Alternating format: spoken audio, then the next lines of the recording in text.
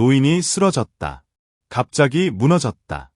너무 빨리 무너져서 방금 무슨 일이 일어났는지 아무도 알아차리지 못했다. 그 야윈 몸은 마치 노령과 외로움, 그리고 병마를 모두 마지막 추락에 쏟아부은 듯 무겁게 땅바닥으로 떨어졌다. 소리는 크지 않았지만 서하나의 귓가에는 부서지는 소리처럼 울려 퍼졌다. 행인들이 돌아섰다. 잠시 멈칫하고 시선이 마주쳤다. 그리고 모두 다시 걸음을 옮겼다. 누군가 입술을 살짝 오므렸다. 아마 또 다른 노숙자일 거야. 또 다른 사람이 비웃었다. 술에 취했군. 여기엔 그런 노숙자가 넘쳐나. 손을 내밀는 사람은 없었다. 몸을 숙이는 사람도 없었다. 인파로 북적이는 거리 한가운데 차가운 무관심은 부산의 겨울바람보다 더 매서웠다. 서하나는 몇 걸음 떨어진 곳에 서 있었다. 낡은 고물수거 카트는 여전히 카트 뒤에 단단히 묶여 있었다. 그녀의 손에는 방금 주워 모은 빈 플라스틱 병들이 여전히 들려 있었다. 낡고 밑창이 찢어진 구두가 머뭇거리다 멈칫했다. 겨우 12살이었다. 12살짜리가 뭘 할 수 있겠는가? 어른들은 여전히 그를 버렸다. 하지만 무언가가 그를 붙잡고 있었다. 떨쳐낼 수 없는 감정이었다. 심장은 빠르게 뛰었고 작은 손은 떨렸으며 머릿속에는 오직 하나의 질문만이 울려 퍼졌다. 내가 거기 누워있다면 누가 나를 구해줄까? 그는 달려갔다. 할아버지, 할아버지.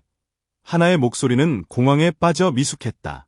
그는 무릎을 꿇고 어깨를 흔들었다. 얼굴은 주름지고 창백했으며 숨은 너무 약해서 마치 사라지는 듯했다.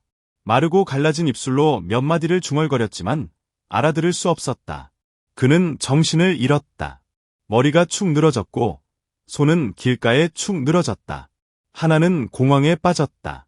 주위를 둘러보았다. 사람들은 여전히 걷고 웃고 휴대전화를 누르고 있었다. 아무도 돌아보지 않았다. 가슴이 아팠고 목이 메었다.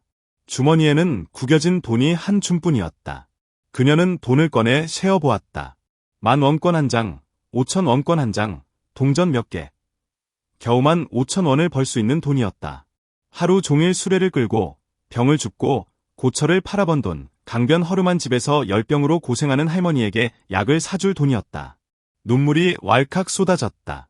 한쪽에는 유일한 친척인 할머니가 서 있었다. 반대편에는 이름도 모르는 낯선 노인이 서 있었다. 어떻게 해야 하죠? 그녀는 목이 메어 중얼거렸다. 내가 도와주면 약은 없어질 거야. 하지만 내가 나가면 죽을 거야.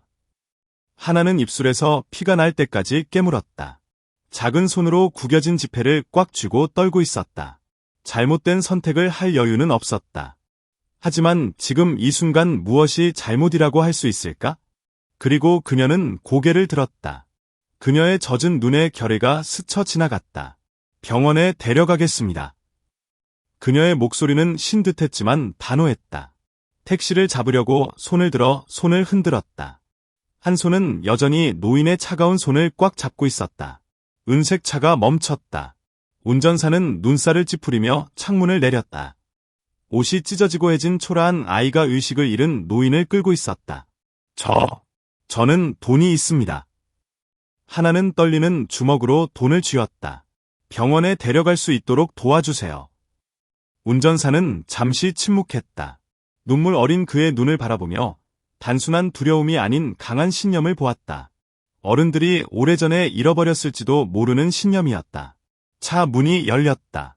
하나는 운전사와 함께 뒷좌석에 앉도록 도왔다. 차가운 그의 몸을 꼭 껴안고 그의 옆에 앉았다. 마치 손을 놓으면 이 삶이 영원히 사라질까 봐 두려운 듯. 택시는 빠르게 사라졌다. 밖은 여전히 시끄러웠고 자동차 경적 소리가 요란했으며 사람들은 분주히 움직였다. 하지만 차 안에서는 시간이 멈춘 듯했다. 하나는 그의 가슴에 얼굴을 묻고 그의 희미한 숨소리에 귀를 기울였다. 할아버지, 잠들지 마세요. 잠깐만요. 제가 데려다 드릴게요. 꼭 붙잡아야 해요. 그녀는 속삭였다. 그녀는 할아버지가 없었다. 누군가 그녀의 손을 잡아주고 그렇게 위로해준 적도 없었다. 하지만 그 순간 그녀는 낯선 사람과 보이지 않는 끈이 자신을 연결하는 것을 느꼈다. 운전사는 백미러를 힐끗 보았다. 그는 주름진 손을 꽉 움켜쥐고 있는 작은 손들을 보았고 더러운 얼굴 대신 반짝이는 눈을 보았다. 그의 단호한 결의에 그는 말을 잃었다. 병원에 도착했을 때 계량기는 14,800원을 가리키고 있었다. 하나는 지폐 한 장, 동전 한 장을 꺼내며 몸을 떨었다. 돈이 바닥에 떨어지자 그녀는 재빨리 그것을 주워 운전대 위에 올려놓았다. 저한테 남은 돈은 이 정도밖에 없어요. 운전사는 감탄에 찬 눈으로 아이를 받아들였다. 그는 그런 아이를 본 적이 없었다. 차 문이 열렸다. 하나는 그를 거에 끌어내릴 뻔했다. 간호사가 이를 보고 몇몇 직원과 함께 달려가 그를 들것에 실어 날랐다. 하나는 그를 따라 달려가며 갈라진 목소리로 소리쳤다. 제발 살려주세요. 제발 살려주세요. 응급실 문이 닫혔다. 하나는 숨을 헐떡이며 밖에 서 있었다. 손이 떨렸다. 차가운 타일 바닥에 무릎을 꿇고 눈물을 흘렸다. 돈이 아까워서가 아니라 두려웠기 때문이었다. 방금 가진 모든 것을 쏟아냈기 때문이었다. 하나는 복도에 앉아 무릎을 껴안고 문에 시선을 고정했다. 마음속에 후회가 밀려왔다. 아직 열이 내리지 않은 할머니가 자신을 기다리고 있었다. 하지만 하나는 이상하게 마음이 놓였다. 적어도 등을 돌리지는 않았다. 어둠이 내려앉았다.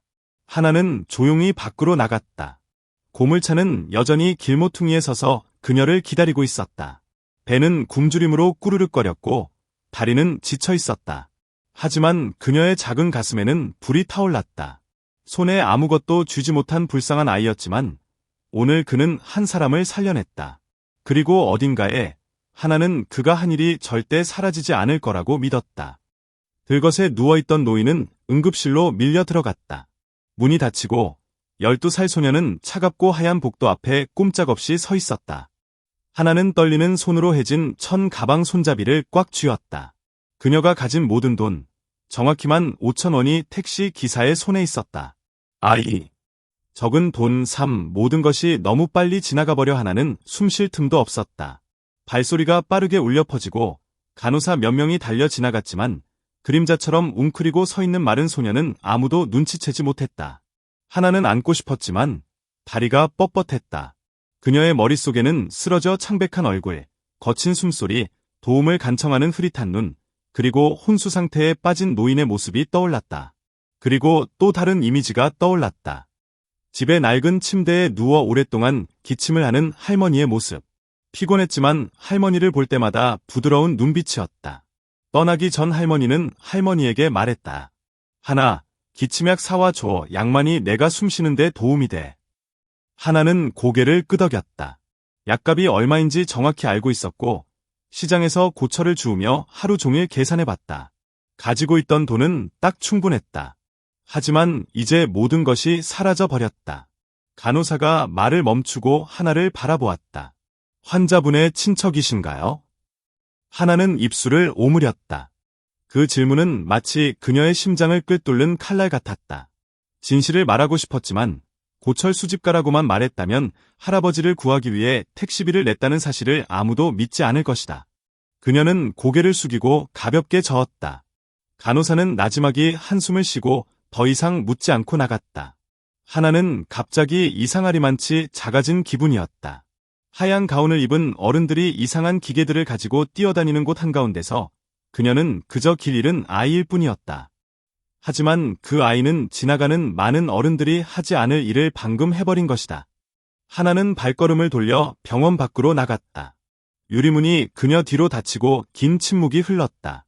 밖은 사람들로 북적였다. 아무도 그녀의 주머니에 의미 없는 동전 몇 개만 들어있다는 것을 알지 못했다. 소녀는 발걸음을 질질 끌었다. 바람이 얼굴을 스치며 따끔거렸다. 마음속에서 전쟁이 일어났다. 방금 한 사람을 구했지만 할머니와의 약속을 어겼다. 옳은 일을 했지만 자신을 가장 필요로 하는 사람을 남겨두고 떠났다. 질문은 계속 맴돌았다. 뭔가 잘못한 걸까? 하나는 할머니 생각이 났다. 밤새 기침을 하며 지냈던 밤들, 음식을 주고 배부르다고 거짓말했던 시간들이 떠올랐다. 눈물이 왈칵 쏟아졌다. 그녀는 약국을 지나쳤다. 문에는 불이 켜져 있었다. 선반 위 필요한 약은 잘 보이는 곳에 놓여 있었다. 하나는 그 약에 눈을 떼지 못한 채 가만히 서 있었다. 주머니 속 동전은 알약 하나를 사기에도 턱없이 부족했다. 무력감이 치밀어 올라 가슴이 답답했다. 하나는 돌아서서 걸음을 재촉했다. 다시는 돌아볼 엄두가 나지 않았다. 어린 소녀는 골목 끝에 있는 허름한 집으로 돌아갔다. 할머니의 기침 소리가 메아리 쳤다. 하나는 숨을 멈추고 문을 열었다. 할머니는 옆으로 누워 있었고 이불은 어깨에서 미끄러져 내려갔다. 손주를 보자 그녀는 애써 미소를 지었다. 돌아왔니? 약 샀니? 하나는 가만히 서 있었다. 그 단순한 질문에 온몸이 떨렸다. 고개를 끄덕이고 싶었고 거짓말을 하고 싶었지만 그럴 수 없었다. 침묵이 길었다. 하나는 딸의 눈을 들여다보더니 가느다란 손을 들어 헝클어진 머리카락을 만졌다. 괜찮아. 내가 무사히 돌아오기만 한다면 난 괜찮아. 그 말에 모든 방어벽이 무너졌다.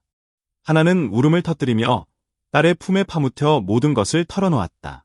노인, 택시, 병원, 돈. 흐느낌 사이사이에 단어 하나하나가 끊어졌다. 하나는 조용히 귀 기울였다. 하나가 말을 마치자 딸을 꽉 껴안으며 속삭였다. 딸아, 넌 옳은 일을 했어. 돈은 벌 수 있고 약은 나중에 살 수 있지만 인간의 삶은 그럴 수 없어. 내가 자랑스러워. 하나는 흐느끼며 눈물로 어깨를 적셨다. 하지만 안에서는 작은 불이 타올랐다. 처음으로 선택이 무엇을 의미하는지 깊이 이해하게 된 것이다. 그날 밤, 하나는 그녀 옆에 누워 잠을 이룰 수 없었다. 그녀는 노인을 생각했다. 그는 살아남을 수 있을까? 친척들이 데리러 올까? 아니면 차가운 병원 침대 위에 이름만 남을까?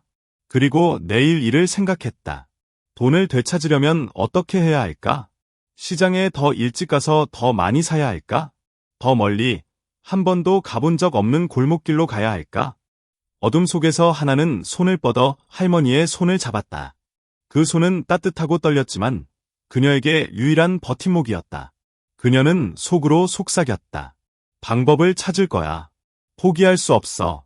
다음날 아침, 하나는 아주 일찍 잠에서 깼다. 남은 고철을 모두 모아 낡은 수레에 실었다. 떠나기 전 할머니가 그녀를 불렀다. 하나, 내 걱정은 너무 하지 마. 내가 옳다고 생각하는 대로 해. 어린 소녀는 고개를 끄덕이고 수레를 길로 밀었다. 그녀의 마음은 무거웠지만 동시에 결의로 가득 차 있었다. 그날의 모든 발걸음은 어젯밤의 결정, 즉 그녀를 12살을 넘어 성장하게 만든 결정의 연장선이었다. 앞으로 무슨 일이 일어날지, 약을 살 돈이 충분한지 알 수 없었지만 한 가지는 확신했다. 친절은 결코 무의미하지 않다는 것을. 다른 곳, 차가운 병실에서 구조되었던 노인은 점차 의식을 되찾고 있었다. 그는 자신을 이곳으로 데려온 사람이 할머니를 위해 모은 얼마 안 되는 돈을 가진 가난한 소녀라는 사실을 전혀 알지 못했다. 방금 얻은 생명이 어린아이의 고통과 맞바꿔졌다는 사실도 몰랐다. 하지만 운명은 언제나 옳다. 씨앗이 방금 뿌려졌다. 그리고 언젠가는 꽃을 피워 모든 것에 대한 해답을 가져올 것이다.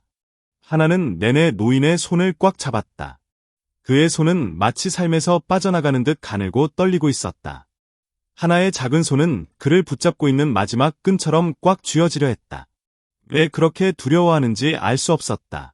놓아주면 이 이상한 남자가 영원히 사라질까 봐 두려웠기 때문이다. 택시는 밤거리로 빠르게 사라졌다. 운전사는 아무 말 없이 백미러로 소녀를 가끔씩 흘끗 보았다. 아이는 마르고 옷은 낡았으며 얼굴은 더러웠지만 눈빛은 유난히 단호했다. 그 순간 그는 가슴이 답답해지는 것을 느꼈다. 병원에 도착한 하나는 떨리는 목소리로 접수대로 달려갔다. 제발, 제발, 제발요. 의료진은 재빨리 노인을 응급실로 데려갔다. 하나는 그 자리에 멍하니 서서 숨을 헐떡였다. 의사가 응급실 문을 재빨리 닫자 소녀는 안도의 한숨을 내쉬었지만 온몸이 축 늘어져 마치 쓰러질 듯했다. 운전사가 다가왔다. 하나는 낡은 천 가방에서 구겨진 돈 한 움큼을 꺼냈다. 1,000원권과 반짝이는 동전이 뒤섞인 것이었다. 그녀는 피곤과 허기로 손가락이 떨리는 가운데 동전 하나하나를 세어보았다. 총액은 14,800원이었다. 하나는 고개를 들어 그에게 돈을 전부 건넸다. 이만큼밖에 안 남았어. 남자는 아무 말도 하지 않았다.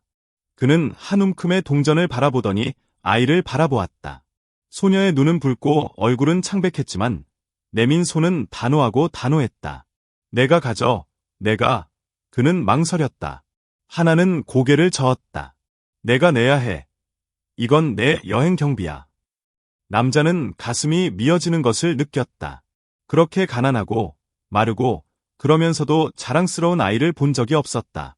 돈을 받는 순간 그의 손이 떨렸다. 수십 년 동안 마차를 몰고 수많은 사람을 태우고 수많은 풍경을 목격했지만 이런 이야기는 처음이었다. 하나는 그의 당황한 시선을 무시하고 돌아섰다. 그녀는 낡은 마차를 끌고 밖으로 나갔다. 다리는 지치고 배는 굶주림으로 꾸르륵거렸지만 마음은 이상하리만치 평화로웠다. 전에는 결코 알지 못했던 평화였다. 그날 밤 하나는 집으로 돌아왔다. 할머니는 여전히 침대에 누워 거칠게 숨을 쉬고 있었고 입술은 바싹 마르고 갈라져 있었다.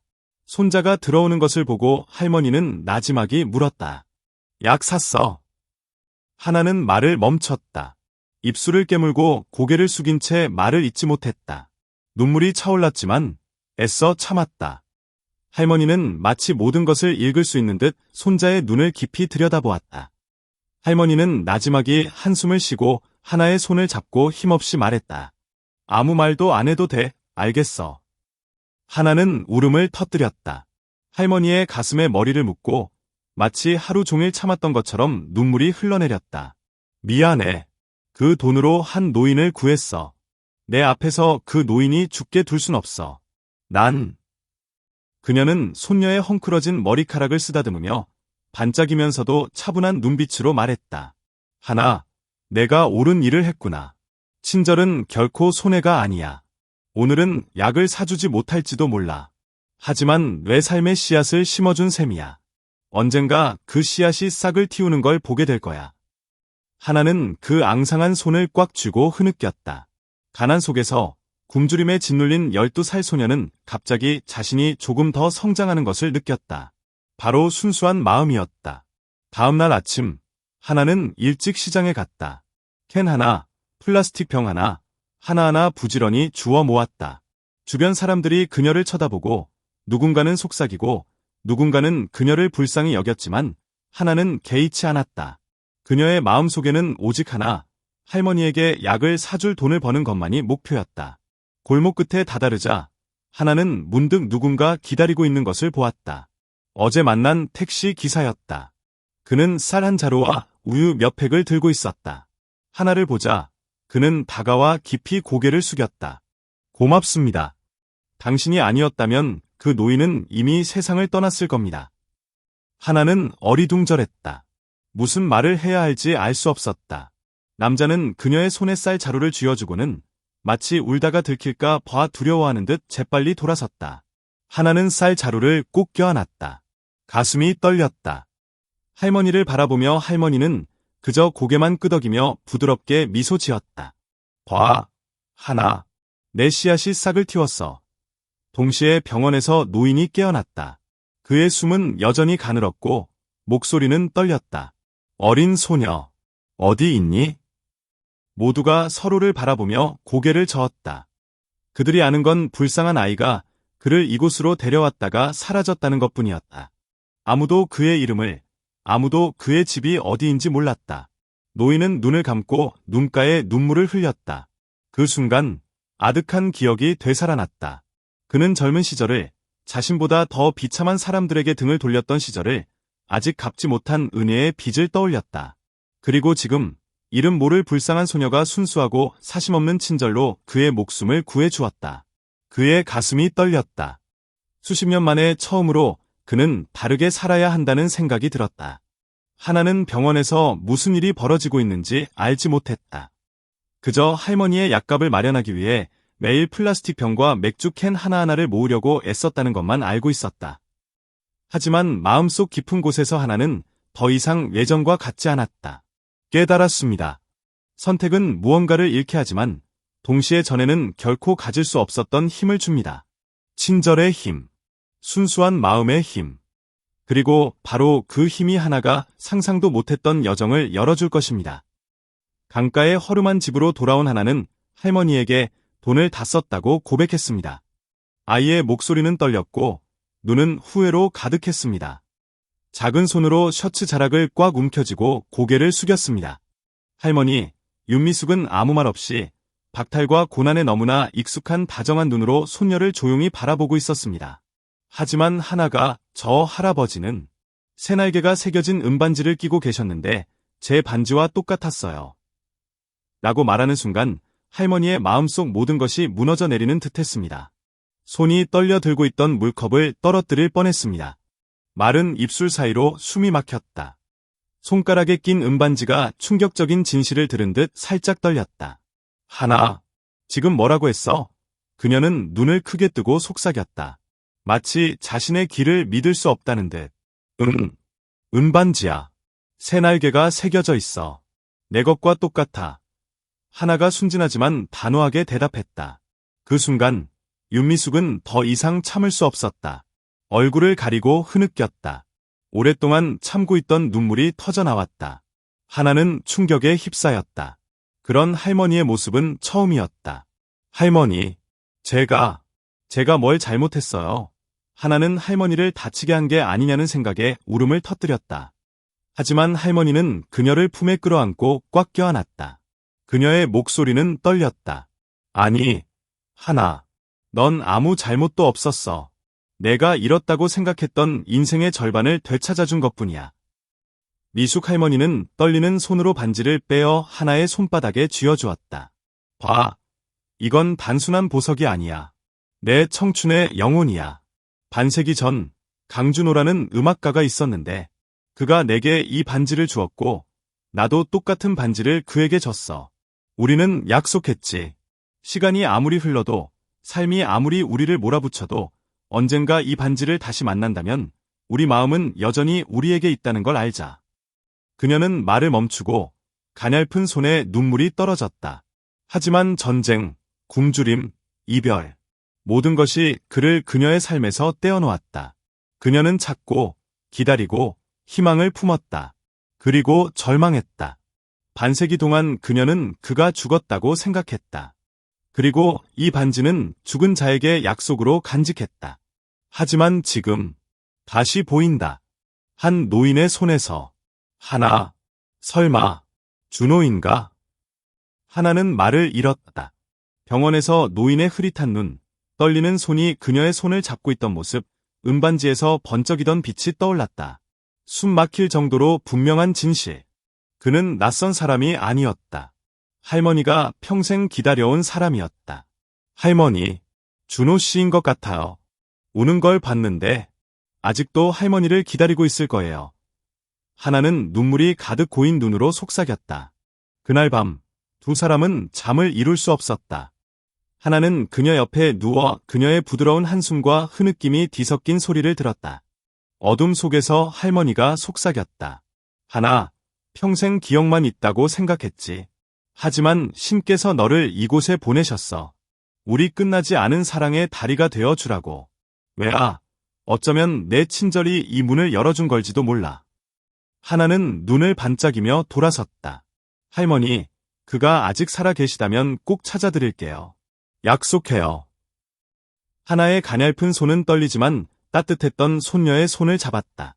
그를 다시 보는 것만으로도 만족할 거야. 단 한 번이라도. 하나. 다음날 아침, 하나는 더 이상 고철을 모으는 어린 소녀가 아니었다. 그녀는 어깨에 신성한 사명을 짊어진 작은 심부름꾼으로 변신했다. 병원에서 시장까지, 작은 골목길에서 노점상까지 어디든 찾아다녔다. 그를 본 적이 없다고 말하는 사람도 있었고 고개를 저어 말하는 사람도 있었다. 누군가 희미하게 기억해냈다. 아, 아주 가난한 노인이 낡은 기타를 들고 돌아다니고 있었어. 하나의 작은 다리는 날이 갈수록 힘이 빠졌지만 마음은 점점 더 굳건해졌다. 머릿속에는 오직 한 문장만 떠올랐다. 그를 한 번만 만나도 만족할 텐데. 어느 날 오후, 하나가 거의 절망에 빠져 있을 때 길가의 허름한 집에서 갑자기 선율이 울려 퍼졌다. 너무나 익숙한 선율에 하나의 심장이 거에 멈출 뻔했다. 할머니가 길고 외로운 밤에 부르시던 노래, 준호 씨와 자신 외에는 아무도 모르는 사랑의 유품이라고 했던 그 노래였다. 하나는 걸음을 옮길 때마다 떨리는 손으로 멈춰 섰다. 그리고 그녀의 눈앞에는 낡은 기타 옆에 앉아있는 깡마른 백발 노인이 있었다. 그의 떨리는 손은 기타 줄을 따라 미끄러져 내려갔고 흐린 눈에는 외로움이 가득했다. 하지만 그의 손가락에는 반짝이는 새 날개가 새겨진 은반지가 있었다. 하나는 울음을 터뜨릴 수밖에 없었다. 노인은 고개를 들어 어린 소녀를 알아보았다. 그의 목소리는 떨렸다. 네. 내가 그날 나를 구해줬어. 하나는 고개를 끄덕이고는 용기를 내어 말했다. 그 은반지 아느냐? 똑같은 걸 가진 사람이 또 있었어. 그 사람, 우리 할머니였어. 윤미숙이라고. 노인은 말을 잃었다. 입술이 떨리고 눈에는 눈물이 고였다. 기타를 떨어뜨리고 쓰러지자 아이처럼 눈물이 흘러내렸다. 미숙, 아직 살아있니? 아직 살아있고 아직도 너를 기다리고 있어. 많이 약해졌지만 절대 너를 잊지 않을 거야. 하나가 목이 메어 말했다. 준호 씨는 얼굴을 가리고 흐느꼈다. 그 흐느낌은 50년을 기다려온 가슴에서 나온 것이었다. 그의 속삭임은 바람처럼 들렸다. 미수가 너무 오래 기다리게 했어. 너무 오래. 하나는 그의 옆에 섰다. 작은 가슴이 떨렸다. 그녀는 모든 것을 이해했다. 그날의 희생은 오래된 이방인의 목숨을 구했을 뿐만 아니라 불멸의 사랑을 구했고 두 오래된 마음이 다시 만날 기회를 열어주었다. 준호 씨는 하나의 손을 꽉 잡았다. 그의 목소리는 목이 메었지만 희망으로 가득 차 있었다. 할머니께 데려다 줘. 너무 늦기 전에. 제발. 데려다 줘. 하나는 고개를 끄덕이며 눈물을 흘렸다. 그녀는 자신의 여정이 끝나지 않았다는 것을 알고 있었다. 사실, 이제 막 시작되었을 뿐이었다. 한번 가슴에 닿으면 평생 헤어나올 수 없는 사랑이 있다. 이숙은 은반지를 준 손이 떨리는 채 말없이 앉아 있었다. 숨결 하나하나가 무겁고 가빠졌다. 그 순간 주변의 모든 세상이 사라졌다. 마치 어제 일처럼 생생한 기억들만이 밀려왔다. 그녀는 기억해냈다. 모든 디테일, 모든 눈빛, 모든 미소, 18살 때부터 가슴에 새겨져 있던 모든 문장들. 그때 미숙은 외딴 시골에서 온 가난한 소녀일 뿐이었다. 강신의 호화로운 별장에 조용히 들어서고 있었다. 그들은 그녀를 하녀로 고용했다. 날씬하고 맑은 눈을 가진 그 소녀는 그림자처럼 그 낯선 집에 들어섰지만 아무도 눈치채지 못했고 아무도 신경 쓰지 않았다. 그들에게 그녀는 그저 하인일 뿐이었다. 초창기 미숙은 그림자처럼 살았다. 청소하고 빨래하고 요리하고 경멸스러운 시선을 참아내며 아무도 그녀의 이름을 불러주지 않았다. 아무도 묻지 않았다. 그녀는 마치 남들의 부를 위한 배경처럼 존재했다. 하지만 복도 끝 작은 다락방에서는 매일 밤 다른 소리가 울려 퍼졌다. 기타 소리였다. 미숙의 가슴을 설레게 하는 소리였다.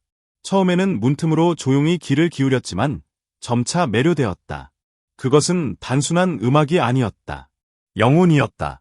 자유를 갈망하는 마음의 숨결이었다. 그 소리의 주인은 바로 강준호였다. 준호는 미숙이 알고 있던 상류사회의 모든 것과는 달랐다. 그 강력하고 차가운 집에서 유일하게 거만한 표정을 짓지 않은 사람은 강준호뿐이었다. 그는 종종 낡은 기타를 껴안고 몇 시간이고 앉아 음악을 연주하고 작곡했으며 때로는 아직 형태가 잡히지 않은 멜로디를 나지막이 부르기도 했다. 그러던 어느 날 밤 미숙이 부엌에서 분주하게 일하고 있을 때 갑자기 그녀의 바로 뒤에서 기타 소리가 울려 퍼졌다. 깜짝 놀란 미숙은 뒤돌아보니 그가 기타를 껴안고 미소를 지으며 서 있는 것이 보였다. 새 노래 들어볼래? 그의 목소리는 마치 오랫동안 알고 지낸 사이처럼 부드러웠다. 미숙은 어안이 벙벙했다. 이 집에서 아무도 그녀에게 무언가를 물어본 적이 없었다. 아무도 그녀를 대화할 가치가 있는 사람으로 여겨본 적이 없었다. 하지만 준호는 달랐다. 그는 그녀의 눈을 들여다보았다. 주인이 하인을 바라보는 눈이 아니라 서로를 바라보는 사람의 눈이었다.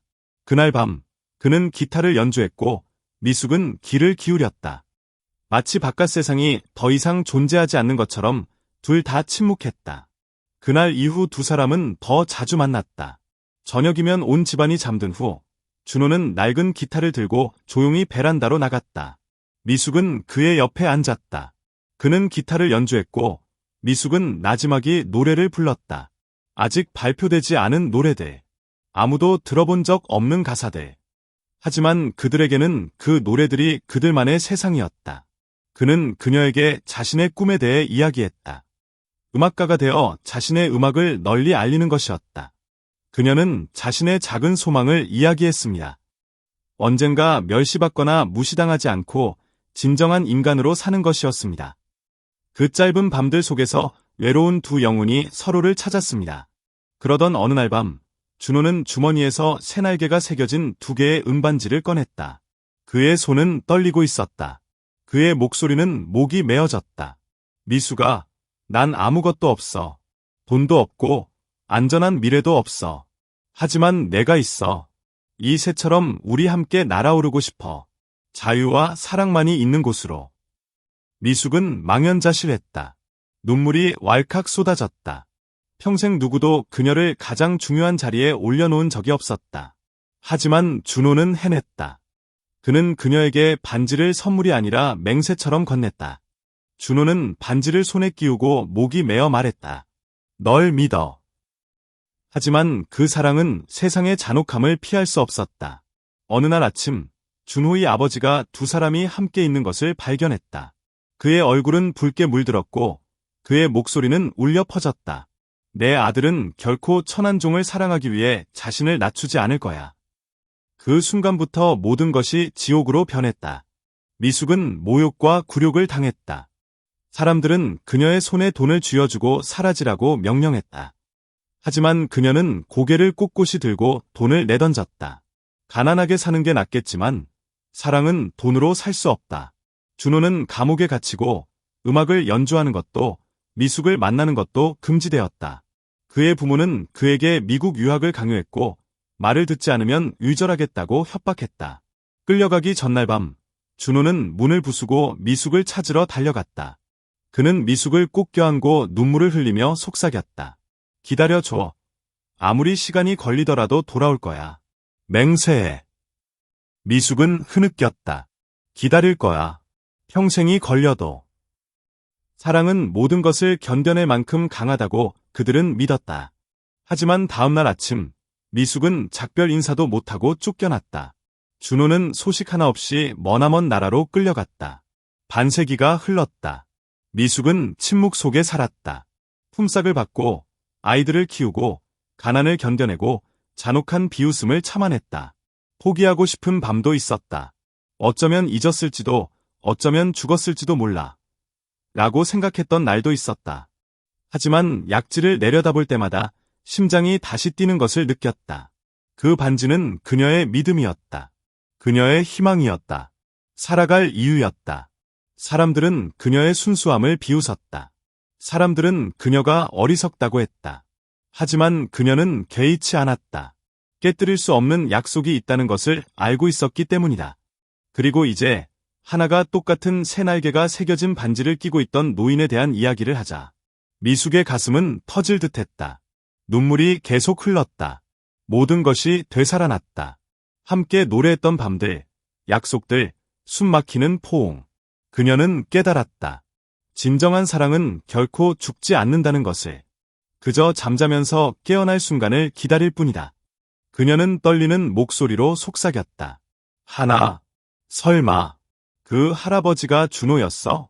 설마. 이렇게 오랜 세월이 흐른 뒤에도 약속을 지켰던 거야. 그 질문은 마치 끝나지 않은 노래처럼 맴돌았다. 이숙의 청춘의 추억은 단순한 사랑 이야기 그 이상입니다. 진정한 사랑은 세상에 맞서고 반세기를 견뎌내며 사라져가는 삶의 빛을 비출 수 있다는 것을 보여주는 작품입니다. 하나는 침묵했다. 그녀는 문득 자신이 우연히 노인을 만난 것이 아니라는 사실을 깨달았다. 불멸의 사랑을 만진 것이다. 그리고 할머니의 눈에서 오랜만에 다시금 젊음의 빛이 활활 타올랐다. 아물지 않는 상처도 있지만 그 상처는 사람들을 계속 살아가게 하는 힘이기도 하다. 미숙은 한숨을 쉬며 먼 곳을 바라보았고 목소리는 신채였다. 하나는 그녀 옆에 앉아 숨을 참고 귀 기울였다. 그리고 이야기는 다시 시작되었다. 마치 영화가 천천히 되감기듯 각각의 비극, 각각의 고통, 각각의 욕망이 어둠을 밝혀주었다. 준호와 헤어진 날, 미숙은 고향으로 돌아왔다. 가슴은 찢어졌지만 삶은 가난한 소녀를 쓰러지게 내버려 두지 않았다. 부모님은 아팠고 가족은 가난했다. 미숙은 그 짐을 짊어져야 했다. 어린 나이에 강해지는 법을 배워야 했다. 그러다 결혼했다. 사랑 때문이 아니라 결혼의 조건 때문이었다. 그 남자는 온화하고 노동자였다. 그는 그녀를 사랑했고 그녀는 그에게 고마움을 느꼈다. 하지만 그녀의 마음속 사랑은 오랫동안 다른 누군가에게 주어졌던 것이었다. 그 남자는 이해했지만 결코 탓하지 않았다. 그는 그저 그녀 곁에 조용히 머물며 그녀에게 드문 평화의 날들을 선사했다. 하지만 평화는 깨지기 쉽다. 병이 찾아와 아직 너무 어린 그 남자를 집어삼켰다. 남편을 떠나보내던 날, 미숙은 무너졌다. 이미 여러 갈래로 갈라져 있던 가슴에 또 다른 눈물이 맺혔다. 사람들은 그녀가 불운하다고 업보를 짊어지고 있다고 했다. 하지만 그녀는 마치 심연에서 자신을 붙잡아주는 유일한 밧줄인 듯 은반지를 꽉 붙잡을 수밖에 없었다. 그러던 어느 날 그녀는 딸을 낳았다. 아이는 그녀의 어두운 삶을 밝혀주는 유일한 빛이었다. 아이의 모든 웃음, 한 걸음 한 걸음은 고통의 긴 밤을 치유하는 약이었다. 그녀는 그 아이에게 자신의 모든 사랑, 모든 희망을 쏟아부었다. 이숙은 무슨 일을 하라고 고용되었든 최선을 다해 일했다. 그녀는 무너지지 않았다. 아직 지켜야 할 삶이 남아있다는 것을 알았기 때문이다. 지칠 때마다 그녀는 아이를 바라보며 되뇌었다. 살아야 해, 강해야 해, 포기해서는 안 돼. 하지만 운명은 그녀를 끊임없이 시험했다. 딸이 18살이 되던 날, 교통사고로 그녀는 목숨을 잃었다. 그날, 온 마을에 가슴 아픈 비명소리가 들려왔다. 이숙은 딸의 차가운 몸을 꼭 껴안고 목이 쉬도록 울부짖었다. 어머니는 지칠 때까지 울었지만 눈물은 딸을 되살릴 수 없었다. 딸을 묻던 날, 그녀는 거에 미쳐버릴 뻔했다. 그 고통을 어떻게 표현할 수 있을까? 하나뿐인 아이, 그녀의 희망의 하늘이 갑자기 사라졌다. 그날부터 미숙에게는 오직 하나, 딸이 남긴 어린 손주 하나가 존재했다. 하나는 그녀의 생명줄이자 숨결, 구원이 되었다. 미숙은 고난 속에서 하나를 키웠다. 그녀는 어머니이자 아버지이자 할머니였다. 지쳤다고 생각할 때마다 그녀는 다시 일어섰다. 그녀는 알고 있었기 때문이다. 만약 자신이 떨어지면 그 아이는 아무도 남지 않을 것이다. 하나가 깊이 잠든 밤, 미숙은 혼자 앉아 자신의 손에 낀 은반지를 내려다보았다. 그녀는 마치 혼잣말을 하듯 멀리 있는 존재에게 말하듯 속삭였다. 있잖아. 난 모든 걸 잃었어. 하지만 난 아직 여기 있어. 난 여전히 내 약속을 지켜. 난 여전히 이 반지를 끼고 있어. 사랑을 위해, 추억을 위해, 어딘가에 내가 절대 잊지 않을 거라는 믿음을 위해.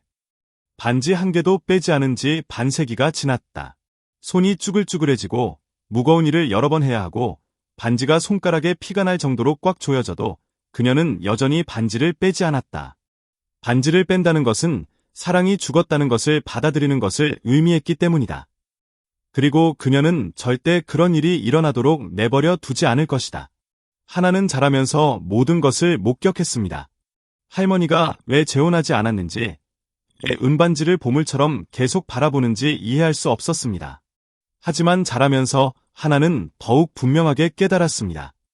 그 반지가 수많은 사건 속에서 할머니를 살려준 불꽃이었습니다. 하나의 마음속의 할머니는 그저 불행한 여자가 아니었습니다. 그녀는 사람이 마음속에 불굴의 사랑만 있다면 무엇이든 견뎌내고 무엇이든 이겨낼 수 있다는 것을 보여주는 살아있는 증거였습니다. 이야기는 여기서 끝났고 미숙의 목소리가 떨렸습니다. 하나는 할머니의 손을 잡았습니다. 가느다란 손은 떨렸지만 은반지는 여전히 반짝였습니다. 하나가 속삭였습니다. 할머니, 후회해 본 적 있으세요? 미숙은 눈물을 흘리며 미소 지었다. 후회? 아니, 하나. 돌아갈 수 있다면 나는 여전히 사랑하고 여전히 반지를 끼고 여전히 기다릴 거야. 그 사랑이 내게 모든 비극을 겪을 힘을 주었으니까. 그 사랑이 없었다면 나는 여기 앉아있지도 않았을 거고 더 이상 너를 볼 수도 없었을 거야. 비극은 사람의 삶을 무너뜨릴 수 있다. 하지만 욕망은 사람이 일어설지 포기할지를 결정한다. 미숙은 남편을, 아이를, 젊음을 잃었다. 하지만 그녀는 자신을 잃지 않았다. 사랑에 대한 믿음을 잃지 않았다. 오래전 약속이 이루어질 날을 기다리며 살고자 하는 욕망을 잃지 않았다. 반세기, 반지, 반세기, 약속. 그것은 미숙만의 이야기가 아니다. 이 세상 모든 사람에게 증명되는 이야기다. 삶이 아무리 많은 것을 앗아가더라도 우리에게 여전히 욕망이 있다면 우리는 계속 나아갈 수 있다는 것을. 그리고 하나는 깨달았다. 그녀의 여정은 단순히 은반지를 끼고 있는 노인을 찾는 것이 아닙니다. 할머니에게 삶이 앗아간 것을 되돌려주는 여정입니다. 사랑, 신뢰, 그리고 이루지 못한 약속 말입니다. 비극 속에서도 미숙의 가슴 속에서 그 욕망은 결코 사라지지 않았습니다. 그 욕망은 끊임없이 타오르고 하나 덕분에 다시 불타오르려 하고 있습니다. 그 순간 노인의 떨리는 손이 살짝 움직이는 순간 방 전체가 멈춘 듯했다. 서하나는 침대 옆에 말없이 앉아 크고 촉촉한 눈으로 그 손을 응시했다. 삶과 죽음의 경계에서 사람이 돌아온다는 것이 무슨 의미인지는 완전히 이해할 수 없었지만 어린 마음은 이 부활이 기적보다 더 신성한 무언가라고 느꼈다. 노인의 입술이 살짝 움직였고 그의 숨결은 겨울밤 바람처럼 가늘었다. 저는 강준호입니다. 그 말은 실처럼 가늘었지만 하나의 가슴에 종처럼 울려 퍼졌다. 그녀는 참을 수 없이 눈물을 흘렸다. 할아버지, 깨어나셨어. 할아버지. 간호사들이 달려와 놀라움과 안도감에 가득 찬 눈으로 노인의 가슴을 바라보았다. 젊은 의사가 청진기를 노인의 가슴에 대고 고개를 끄덕였다. 심장 박동은 안정적이었다. 약하지만 꾸준했다.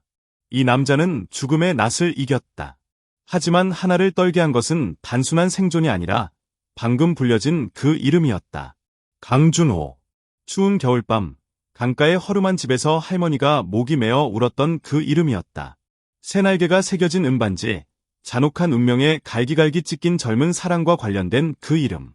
그리고 지금 그 이름이 바로 하나 앞에 살아있었다. 어린 소녀는 작은 두 손을 꽉 쥐고 꼼짝도 하지 않았다. 마음속에 감정이 솟구쳤다. 하느님께서 박탈과 희망의 경계에 놓인 불쌍한 아이에게 반세기 동안 운명이 빼앗아간 재회의 다리가 되어 주시도록 마련해 주신 걸까? 노인은 눈을 떴고 흐린 동공은 마른 호수처럼 반짝였다. 그는 어리둥절한 듯 주위를 둘러보다가 작은 물건을 쥔 손을 꽉 쥐었다. 하나는 몸을 숙였다. 그의 가느다란 손가락 사이로 은반지가 반짝이며 불빛 아래 밝게 빛났다. 그는 떨리는 손으로 반지를 눈앞에 들어 올리며 입술을 움직였다. 날개, 새, 나. 그러자 그는 울음을 터뜨렸다. 찬 눈물이 주름진 얼굴을 타고 흘러내렸다. 그것은 단순히 죽음을 막 벗어난 자의 눈물이 아니라 평생의 억압과 기다림, 후회, 그리고 희망이 담긴 눈물이었다. 하나는 모든 것을 이해하지 못했지만 가슴이 아팠다. 그녀는 나지막이 말했다. 할아버지, 저는 할머니를 알아요. 저희 할머니도 그런 반지를 가지고 계셨어요. 할머니는 그것을 50년 동안 간직하셨죠. 노인의 눈이 잿더미에서 타오르는 불꽃처럼 환해졌다. 그는 하나의 손을 잡고 목이 메어 울음을 터뜨렸다. 미숙, 미숙, 아직 살아있나요? 그렇지요? 하나는 고개를 끄덕이며 눈물을 흘렸다. 그 순간 외로움과 병으로 얼어붙어 있던 강준호의 늙은 심장이 갑자기 강하게 뛰기 시작했다. 그는 과거의 소녀를 다시 보고 싶었다. 꼭 봐야 했다. 하지만 인생은 결코 단순하지 않다. 나중에 의사들은 하나에게 그가 심각한 치매를 앓고 있다고 설명했다. 그가 기억하는 것은 단편적인 기억뿐이었다. 때로는 선명하게, 때로는 모호하게. 그는 여러 번 깨어 있었지만 현재와 과거를 구분할 수 없었다. 그들은 이 병은 고칠 수 없고 단지 진행 속도를 늦출 수 있을 뿐이라고 말했다. 하지만 하나에게는 단 하나의 단편만으로도 온 하늘을 밝히기에 충분했다. 앞으로 험난한 길이 펼쳐질지라도 그녀는 그를 미숙 할머니에게 데려가기로 결심했다. 그 후 며칠 동안 하나는 자주 병원에 갔다. 그때마다 어린 소녀는 그의 손을 잡고 할머니에 대해 이야기했다. 자장가 부르는 걸 얼마나 좋아했는지, 시장에서 생선을 팔았던 것, 떨리는 손으로 할머니를 키우셨던 것. 그는 때로는 웃으며 때로는 말없이 눈물을 흘리며 그의 말을 들었다. 때로는 기억해냈지만 때로는 마치 그가 누구인지 모르는 듯 혼란스러운 표정으로 하나를 바라보았다. 어느 날 저녁 하나가 떠나려던 순간 그는 그녀의 손을 잡고 멈춰 세웠다. 그의 흐린 눈에 기묘한 빛이 번뜩였다. 할머니께 준호가 약속을 지켰다고 전해줘. 하나는 어리둥절했다. 그 말은 비록 부드러웠지만 시간의 벽을 모두 무너뜨렸다. 마치 반세기 만에 미완성된 노래가 갑자기 마지막 음을 내는 것 같았다. 어린 소녀는 고개를 끄덕이고 강가 집으로 재빨리 달려갔다. 그날 밤 미숙은 손녀의 말 한마디 한마디에 조용히 귀를 기울였다. 하나가 그 말을 꺼내자 그녀의 가냘픈 어깨가 심하게 떨렸다. 주름진 손을 뻗어 손가락에 낀 은반지를 만지자 소리 없이 눈물이 흘러내렸다. 반세기의 기다림, 반세기의 인내, 사랑이 사라졌다고 생각했던 반세기가 마치 해안에 부서지는 파도처럼 갑자기 밀려왔다. 하나, 그녀의 목소리가 떨렸다. 아시나요? 저는 평생 단 한 번만 사랑했어요. 그리고 그 사랑은 결코 끝나지 않았습니다. 세월 속에 묻혀 있을 뿐이었습니다. 할머니와 손녀는 서로를 껴안고 울었습니다. 그 순간 하나는 죽음을 초월하고 시간을 초월하는 사랑을 목격하고 있음을 깨달았습니다. 하지만 난관은 남아있었다. 유명 음악가였던 준호의 과거가 퍼져나갔다. 수많은 기자들이 이야기를 이용하려 몰려들었다. 병원 측도 그에게 친척도 책임질 사람도 없어 혼란스러웠다. 심지어 그를 요양원으로 이송할 계획까지 세웠다. 하나는 두려웠다. 그를 그곳에 보내면 이 가련한 기억은 외로움 속에 사라질 것이 뻔했다. 그녀는 할머니에게 달려가 간청했다. 할머니, 저 남자를 혼자 둘 수 없어요. 할머니가 직접 만나 뵙고 집 없는 사람이 아니라고 전해야 해요. 미숙은 고통스러웠다. 오랜 세월이 흐른 후 그 남자를 마주하는 충격을 감당할 수 없을까 봐 두려웠다. 하지만 손녀의 눈은 모든 방어선을 뚫고 지나가는 화살 같았다. 그를 피하면 운명이 자비롭게 준 마지막 기회를 잃게 될 거라는 것을 그녀는 알고 있었다. 다음 날 하나의 손길을 따라 병원에 들어갔다. 병실 문이 열렸다. 침대 위에는 준호 씨가 앉아 희미하게 먼 곳을 바라보고 있었다. 그의 눈이 미숙의 작은 몸과 마주쳤을 때 잠시의 놀라움이 지나가고 빛이 번쩍였다. 미숙이? 그는 떨었다. 그녀는 떨리는 손으로 더 가까이 다가왔다. 두 사람은 아무 말 없이 서로를 바라보았지만 모든 것은 눈물로 채워졌다. 반세기의 이별, 반세기의 상실이 이제 그 눈빛 속에 수렴되었다. 방 안에 모두가 침묵에 잠겼다. 하나가 그의 옆에 서서 눈을 빛냈다. 세상 누구도 이름 붙일 수 없는 순간, 불멸의 사랑의 순간을 목격했다는 것을 그녀는 알고 있었다. 준호 씨는 힘없는 손을 들어 미숙 씨의 손을 잡았다. 그의 손에 끼인 은반지가 그녀의 손에 끼인 은반지에 부드럽게 닿았다. 두 반지는 마치 반평생을 떠돌던 새가 다시 만나는 것처럼 딱 들어맞았다. 그는 눈물을 흘리며 말했다. 약속했잖아. 그리고 결국 널 찾았어. 그녀는 그의 팔에 머리를 기댄 채 울음을 터뜨렸다. 마치 모든 젊음, 고통스러웠던 세월, 끝없는 상실이 그 순간 모두 사라진 듯했다. 하나는 그들을 바라보며 작은 가슴이 떨렸다. 삶이 아무리 잔혹하더라도 진정한 사랑은 모든 한계를 극복할 힘을 가지고 있음을 깨달았다.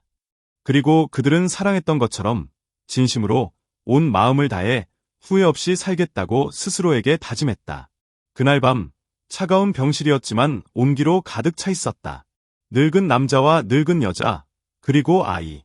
세 세대, 세 개의 심장이 사랑과 상실, 그리고 죄회의 노래 속에서 함께 뛰었다. 아무리 오랜 시간이 흘러도 영원히 울려 퍼질 노래였다. 재회의 순간은 평생의 기다림을 끝낸 듯했다. 하지만 사실 그것은 더 혹독한 시련의 시작일 뿐이었다. 행복의 눈물을 흘린 후 냉혹한 현실이 그들을 금세 끌어당겼다. 의사들은 경고했다. 강준호의 기억은 깜빡일 뿐 언제든 사라질 수 있다고. 가끔은 너무 맑아서 자신이 쓴 노래들을, 모든 멜로디를, 모든 악보를 기억하기도 했지만 이내 미숙을 이상한 눈빛으로 바라보며 누구냐고 물었다. 그럴 때마다 미숙의 가슴은 갈기갈기 찢어지는 듯했다. 어느 날 그는 갑자기 웃음을 터뜨렸다. 미숙, 기억나? 강가에서 만났던 그날, 내가 노래하고 내가 기타를 쳤던 날. 미숙은 목이 메어 고개를 끄덕였다. 하지만 몇 초 후 그는 혼란스러운 듯 물었다. 넌 누구야? 왜 울고 있니? 옛 상처는 아직 아물지 않았고 이제 다시 베었다. 하지만 미숙은 포기하지 않았다. 그녀는 자신이 붙잡고 있는 한 그 연약한 기억의 어둠을 사랑이 이끌어줄 거라고 믿었다. 하나도 마찬가지였다. 어린 소녀는 다리가 되어 매일 그에게 작은 이야기들을 들려주고 할머니의 일기를 읽어주고 할머니가 불러주던 자장가를 불러주었다. 하나가 노래를 부를 때마다 그는 마치 기억이 깨어난 듯 눈물을 흘렸다. 어느 날 밤 하나가 병원 침대 옆에서 졸고 있을 때 그는 갑자기 일어나 그녀의 머리카락을 부드럽게 어루만졌다. 그의 목소리는 떨렸다. 이 어린 소녀는 내 마음을 구원해준 신의 선물과 같아. 이 아이가 없었다면 나는 영원히 어둠 속에 갇혀 있었을 거야. 하나는 잠에서 깨어나 그를 껴안고 흐느꼈다. 그런 말은 안 돼. 살아야 해. 할머니와의 약속을 지켜야 해. 그날부터 강준호는 더욱 힘을 얻은 듯했다. 그는 부지런히 연습하며 기억 속에 남은 조각난 멜로디를 부지런히 다시 썼다. 하얀 종이 위에는 마치 숨결처럼 깜빡였지만 그에게는 그것이 자신을 살려주는 마지막 시리였다. 어느 날 그는 갈라진 목소리로 하나에게 종이 한 장을 건넸다. 이 내 마지막 사랑 노래가 될지도 몰라. 언젠가 내가 모든 걸 잊게 된다면 할머니께 전해드려. 할머니께 준호가 내게 편지를 쓰는 걸 멈추지 않았다는 걸 알려드리려고. 하나는 떨리는 손으로 종이를 받아들었다. 종이는 너무 얇아 녹아내릴 듯했지만 그 안에는 노인의 마음이 담겨 있었다. 하지만 운명은 계속해서 그녀를 시험했다. 어느 날 아침 하나가 병문안을 왔을 때 의사 선생님이 공황 상태에 빠져 병실로 뛰어 들어오는 것을 보았다. 준호는 쓰러졌고 숨이 가빠졌다. 맥박도 점점 약해지고 있었다. 하나는 그의 손을 잡고 울음을 터뜨렸다. 할아버지, 떠나지 마세요. 할머니가 곧 오세요. 멍한 채 그는 눈을 떴다.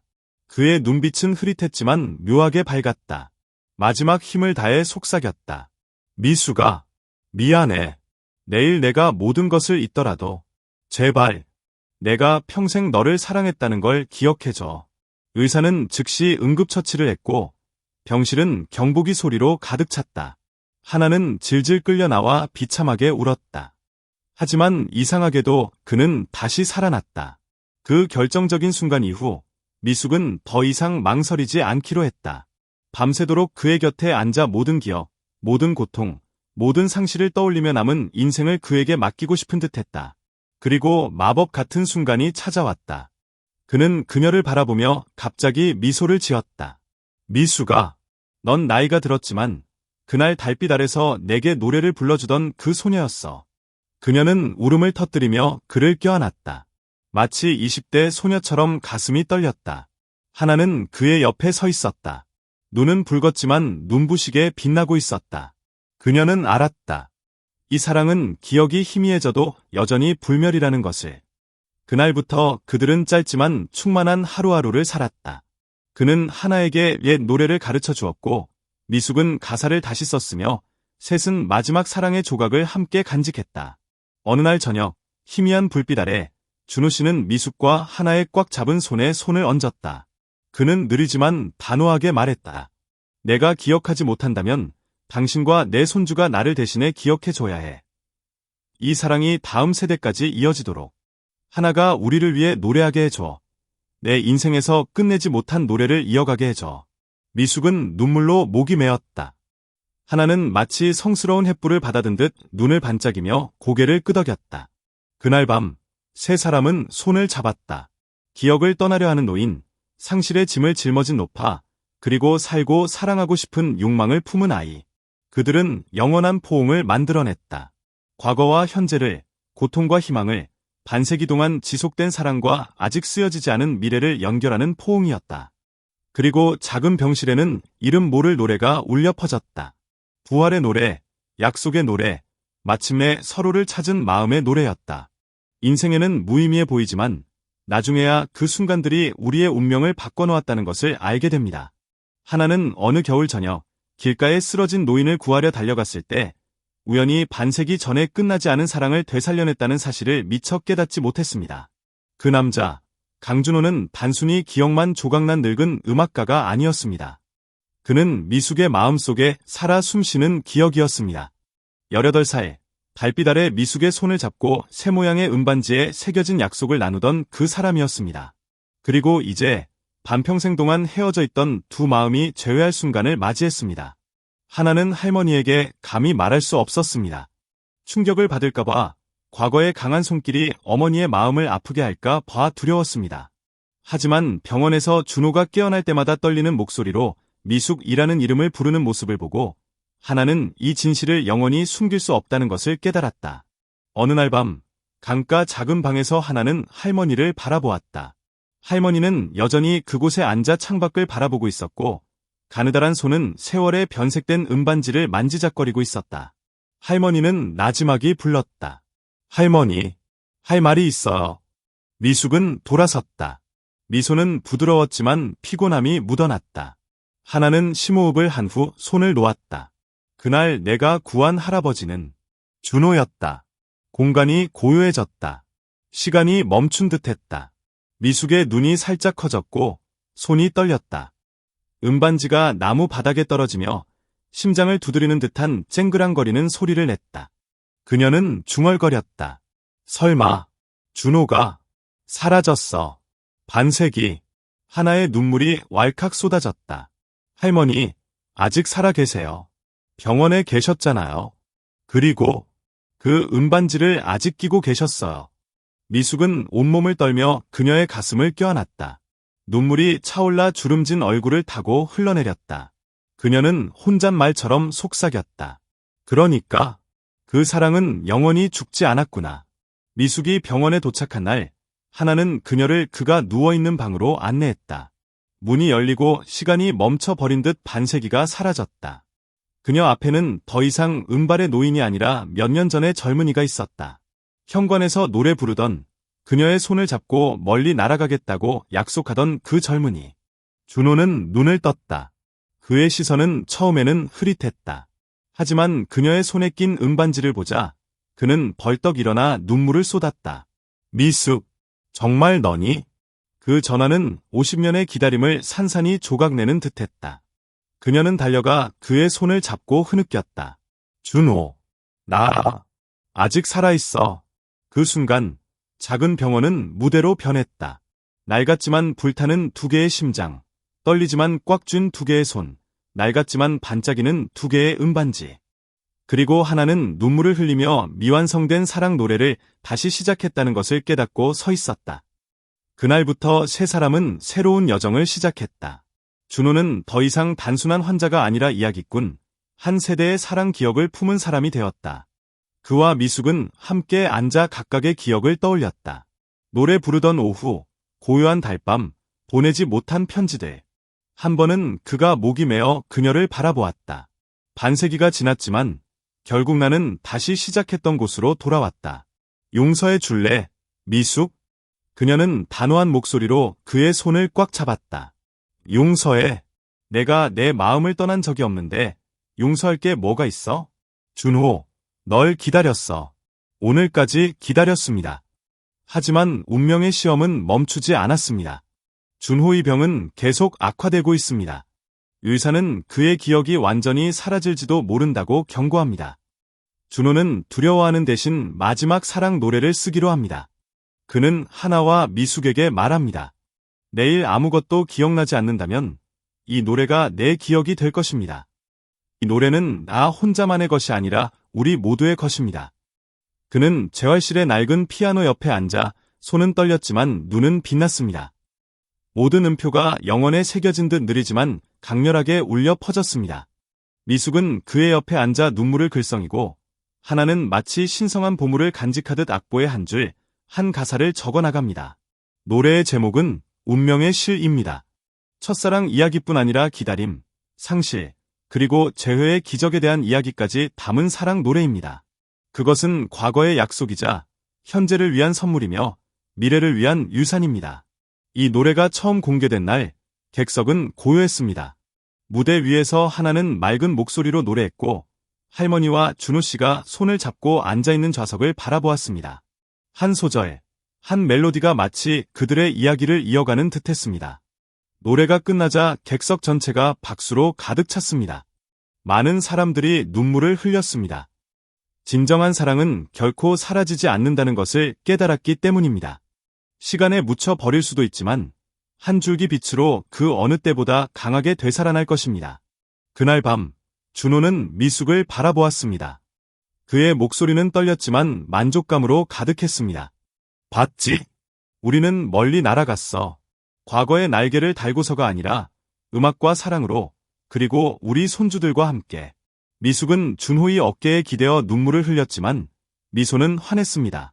하나는 생애 처음으로 사랑이 두 사람만을 위한 것이 아니라 대대로 이어져 내려오는 불멸의 유산이 될 수 있다는 것을 분명히 느꼈습니다. 그리고 추운 겨울 한가운데 운명의 기적이 실제로 일어났습니다. 잃어버린 두 마음을 다시 이어주는 것뿐만 아니라 인류의 기억 속에 영원히 남을 사랑 노래의 씨앗을 뿌린 것입니다. 운명의 실타래, 그 누구도 끊을 수 없습니다.